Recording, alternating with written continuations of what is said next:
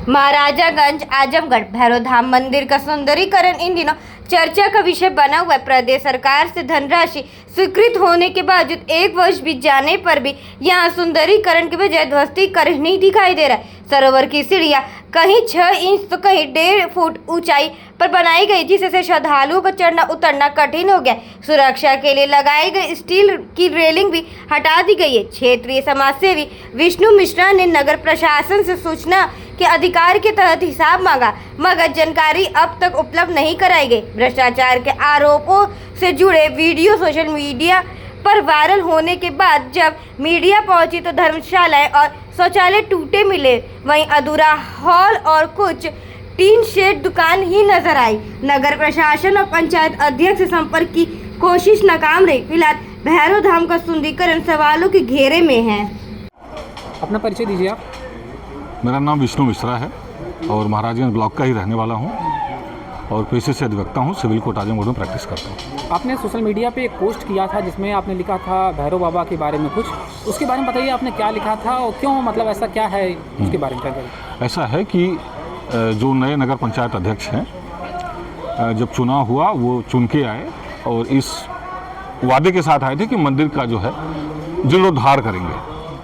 तो चुनाव होके ख़त्म हो गया, अध्यक्ष बन गए और फिर 2023 से इस मंदिर के सुंदरीकरण का कार्य प्रारंभ हुआ।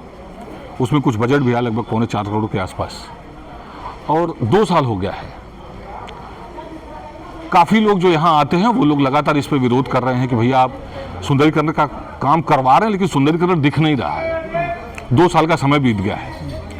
तो लोग आवाज़ उठा रहे थे, तो हमने एक RTI लगाया और पूछा कि भाई इसमें आपने क्या प्रस्ताव दिया था, सुंदरीकरण में आप क्या करने वाले थे और 2 साल में अभी तक आपने क्या किया। उसका जवाब अभी तक इन्होंने दिया नहीं। उसमें फर्स्ट अपील भी लगी, उसके बावजूद जवाब नहीं दिया, तो सेकेंड अपील लगी हुई है। बहरहाल जवाब तो देंगे ही। सुंदरीकरण कह रहे हैं, हम कर रहे हैं, 2 साल हो गया है। 2 साल में सुंदरीकरण की हालत जरा भैया मंदिर दिखाइएगा, मंदिर के नीचे दिखाइए क्या स्थिति है। कचरे का ढेर देखिए, पीछे की तरफ देखिएगा, पीछे देखिए टुकड़े पड़े हुए हैं, टुकड़े पड़े हुए हैं। थोड़ा मंदिर परिसर आप घूमेंगे तो देखेंगे सारे जो धर्मशालाएं थी, कुछ जो सरकार के द्वारा निधि देकर बनवाई गई तो उनको भी तोड़वा दिया गया। शौचालय थे उनको भी तोड़वा दिया गया। कौन वो महानुभाव थे, कौन वो इंजीनियर थे, कौन से वो प्लानिंग इंजीनियर थे कि जो यहाँ पे पहले से जो मूलभूत सुविधाएं, जो बहुत जरूरी चीजें होती हैं, उसको तोड़ के खत्म कर दिया। आज परिसर में एक भी शौचालय नहीं है। हमारे आपके घर की महिलाएं बच्चे आएंगी कहाँ जाएंगी। तो इन सब सारे मुद्दों पे लोग लगातार आवाज उठा रहे थे। तो RTI के माध्यम से ये प्रथम दृष्टया तो पुष्ट हो रहा है कि भ्रष्टाचार हो रहा है। लोगों से पैसा देकर दुकान बनवाकर उनको देने का वादा किया गया। कुछ लोगों से पैसा लिया गया है, कुछ लोगों से थोड़ा पैसा लिया गया, थोड़ा पैसा बाद में लिया जाएगा। तो ये मंदिर परिषद क्या किसी की पैतृक संपत्ति है कि आप बनवा के मंदिर में दुकान देंगे सबको। तो ये सारी समस्याएं थी जिनको हम लोगों ने सोचा कि थोड़ा मजबूती से उठाया जाए। भैरव जी में हम सभी लोगों की आस्था है और उस आस्था के रहते हुए कोई यहाँ पे अगर गलत काम करेगा तो तकलीफ होती है और उसके खिलाफ निश्चित रूप से आंदोलन होगा, विरोध होगा और चीज़ों को सही करने का प्रयास किया जाएगा। हमने बताया 2023 से लगभग सुंदरीकरण के लिए बजट इसका आया था, क्या अब तक कुछ हो पाया क्या इसमें सुंदरीकरण? सुंदरीकरण के लिए टाइल्स वगैरह लगी है, देखिए ये पत्थर लगे हुए हैं। ये पत्थर के नीचे का देखिए जो ईंट है, पुरानी ईंट है, वो जैसी के तैसे दिख रही हैं। क्या सुंदरीकरण करा आपने? पत्थर मंगवा के उसके नीचे सीमेंट लगवा के चिपकवा देना सुंदरीकरण होता है क्या? ये देखिए वहां पे रेलिंग्स लगी हुई है स्टील की, उस तरफ तो स्टील की रेलिंग फेंकी हुई है। ये इतना बढ़िया सुंदरीकरण का काम किए हैं कि रेलिंग 6 महीना भी नहीं चल पा रही है। यही सुंदरीकरण की हालत है। पीछे देख रहे हैं वहां पे JCB चल रही है, वो मलबा किसी घर पे जा रहा है। नदी के किनारे खनन हो रहा है, वहां से मिट्टी निकल के किसके घर पे जा रही है? प्रशासन को क्यों नहीं दिख रहा ये सब चीज? तमाम यहाँ जो टूटे थे भवन, उसकी सीमेंट, उसका सरिया, उसकी ईंटें कहाँ गई? कौन उठा के ले गया? कोई बोलने वाला तो है नहीं, कोई पूछने वाला नहीं है।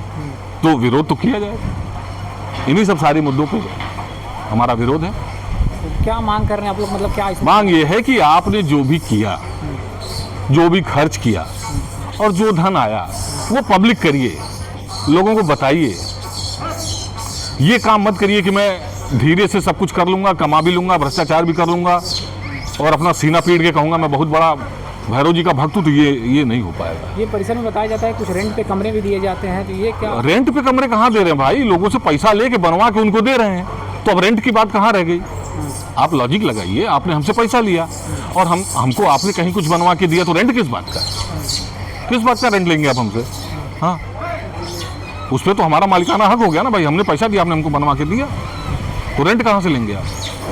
ये सब झांसा है, यही कह रहे हैं, यही भ्रष्टाचार है, इसी के खिलाफ आवाज उठा रहे हैं। किसकी लापरवाही इसमें लग रही है आपको? लापरवाही किसकी है? जो कर रहा है उसकी लापरवाही है। नगर पंचायत कर रही है, नगर पंचायत की लापरवाही है, कोई और कार्यकारी संस्था है तो उसकी लापरवाही है। हाँ, जो ये चीज़ें करवा रही हैं उन्हीं की लापरवाही है। अपना परिचय दीजिए आप। दीनानाथ मिश्रा, ग्राम बिशुनपुर। अच्छा, आज यहाँ पे आप आए हैं नगर पंचायत में। यहाँ आने का मुख्य कारण उद्देश्य ये है मेरा कि ईओ महोदय आने पे न कभी ऑफिस में मिलते हैं, हाँ न कभी फ़ोन उठाते हैं। हाँ जब भी इनको फ़ोन करिए तो इनका फ़ोन रिसीव नहीं होता है। आप आके देखिए, हरिजन बस्ती वाले रोड पे आधे गांव का आना जाना वहीं से है, हाँ न एक भी लाइट वहाँ की सही है, हाँ न वहाँ साफ सफाई है, गंदगी का अंबार लगा हुआ है। और इनको मैं 20 बार फ़ोन कर चुका, कभी ये फ़ोन नहीं उठाते ईओ महोदय। अच्छा, किसी का नहीं उठाते, खाली आप ही का नहीं उठाते हैं? किसी का नहीं उठाते। तो आप आरोप लगा रहे हैं, ये सही आरोप है कि ऐसा? एकदम 101% सत्य है। मोबाइल से कहेंगे डाटा निकाल के देते हैं। अच्छा, ठीक।